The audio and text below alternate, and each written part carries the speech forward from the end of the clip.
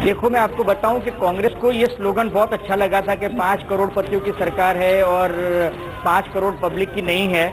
लेकिन हकीकत ये थी कि अगर गुजरात में एम्प्लॉयमेंट जनरेशन हुआ, गुजरात में बिजनेस बढ़ा, गुजरात में लोगों को इकोनॉमिक ग्रोथ दिखा, तो उसकी वजह यही थी कि नरेंद्र मोदी की ये सो नीति थी। मैं आपको एक साधारण उदाहरण देता हूं कि नरेंद्र मोदी ने 3 दिन पहले ये डिसीजन ले लिया है कि 12 जनवरी से 14 जनवरी तक वो गुजरात में काइट फेस्टिवल करने वाले हैं। नरेंद्र मोदी ने गुजरात में काइट फेस्टिवल किए, नरेंद्र मोदी ने गुजरात में नवरात्रि फेस्टिवल किए, नरेंद्र मोदी ने वाइब्रेंट गुजरात किया। हर एक में गुजरात में काफी लोगों को इससे बिजनेस मिलता है। अहमदाबाद में आज अगर आप आएंगे तो होटल में ऑक्यूपेंसी इतनी फुल है कि आपको एक कमरा लेने के लिए भी एक लागभग लगानी पड़ेगी। मतलब गुजरात में जो ओवरऑल जो ग्रोथ हुआ है, डेवलपमेंट हुआ है, इकोनॉमिक जीडीपी 15 पॉइंट से ऊपर चल रहा है गुजरात। तो जो नेशनल जीडीपी से है उससे 50% ऊपर गुजरात इसलिए चल रहा है क्योंकि गुजरात में ग्रोथ है, गुजरात में प्रोग्रेस है, गुजरात में ओवरऑल लोगों को खुशहाली नजर आ रही है। और मुझे ऐसा लगता है कि जो फील गुड फैक्टर जो है, मैंडेट था ना सिर्फ एक तबके का बल्कि जो मिडिल क्लास का तबका है। आपको मैं एक बात बताऊं, जो ये काइट फेस्टिवल की बात की है, उनको शायद पतंग चलाना अच्छा लगता है, लेकिन इसका जो फायदा हुआ है खासकर अहमदाबाद के एक मुस्लिम कम्युनिटी, क्योंकि पतंग वही बनाते हैं, तो वहाँ जो एक पतंग की नई इंडस्ट्री बन गई, उनसे उनको फायदा हो गया। मेरे ख्याल यही इनका मतलब था कि जब आप ग्रोथ करते हैं तो ग्रोथ तो कम्युनल नहीं हो सकता है ना, ग्रोथ तो सबके पास पहुंचता है। जो भी काम करता है जिसका असर होता है हर जगह करता है। बिल्कुल, हम लेंगे एक छोटा सा ब्रेक।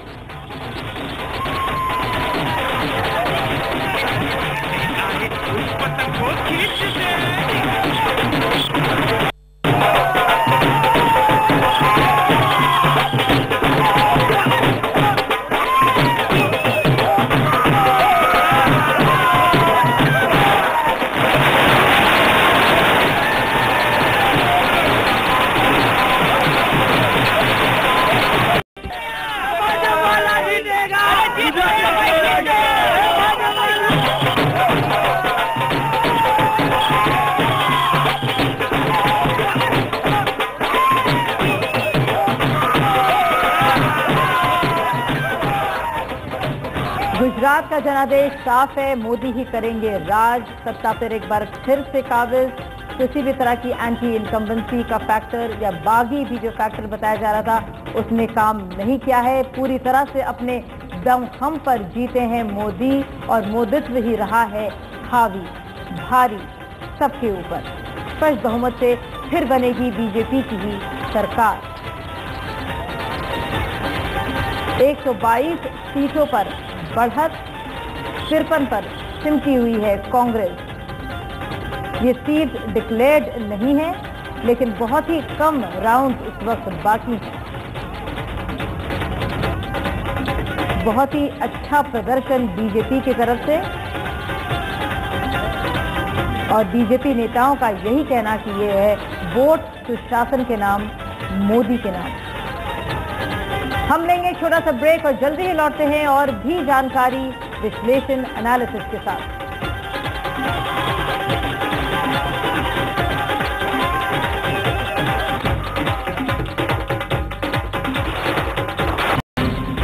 गुजरात के लोगों ने मोदी पर फिर लगाई मोहर। स्पष्ट बहुमत से बनेगी बीजेपी की सरकार। विधायकों की बैठक कल 27 दिसंबर, शपथ ग्रहण। मोदी का पहला बयान पत्रकारों को भेजे एसएमएस में कहा सीएम हूं और रहूंगा। कहा सीएम का मतलब कॉमन मैन। दिल्ली से लेकर गुजरात के गांव-गांव तक कमल खिलने का जश्न। कहीं आतिशबाजी, लड्डू की विकास के साथ मोदी विजय का जश्न।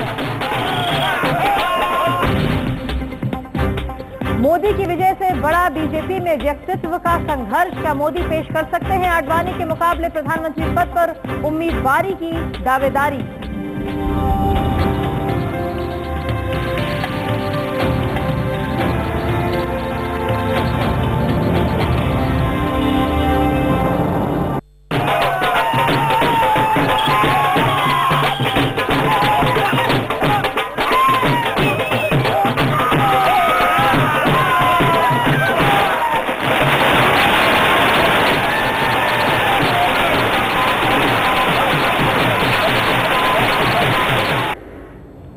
122 के एक बड़े आंकड़े पर खिला हुआ है कमल, जबकि 53 सीटों पर ही सिमटी हुई है कांग्रेस। काफी बुरा प्रदर्शन कांग्रेस की तरफ, जो भी उम्मीदें, जो कुछ भी कयास लगाए जा रहे थे उससे कहीं ज्यादा कम। और 122 काफी शानदार बढ़िया प्रदर्शन मोदी की सरकार का। एंटी इनकम्बेंसी का जरा सा भी असर नहीं, बागी फैक्टर का कहीं नामो निशान नहीं। गुजरात के लोगों ने मोदी पर फिर से बहुत ही साफ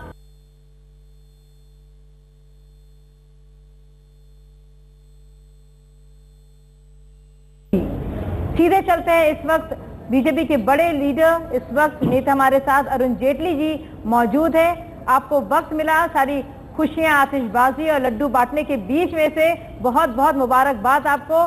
किसको श्रेय देंगे इस जीत का? देखिए, जब पार्टी जीतती है तो कोई एक कारण होता नहीं है। मैं हमेशा ये कहता हूं कि कई बार हम लोग भूल जाते हैं मीडिया में भी कि ये लगभग चौथा विधानसभा का चुनाव है जो भारतीय जनता पार्टी अपने दम पर जीती है। उससे पहले सन 90 का चुनाव गठबंधन में हम लोग जीते थे। सन 85 के बाद कांग्रेस गुजरात में कभी विधानसभा नहीं जीती है। और जब 5 या 4 चुनाव हम लगातार जीतते हैं, हमारा संगठन मजबूत है, हमारा कार्यकर्ता वहां दिन रात मेहनत करता है, तो मैं कार्यकर्ता को तो निश्चित रूप से इसका श्रेय दूंगा। और दूसरा, जब चुनाव होता है तो पिछले 5 साल में आपकी परफॉर्मेंस देखी जाती है।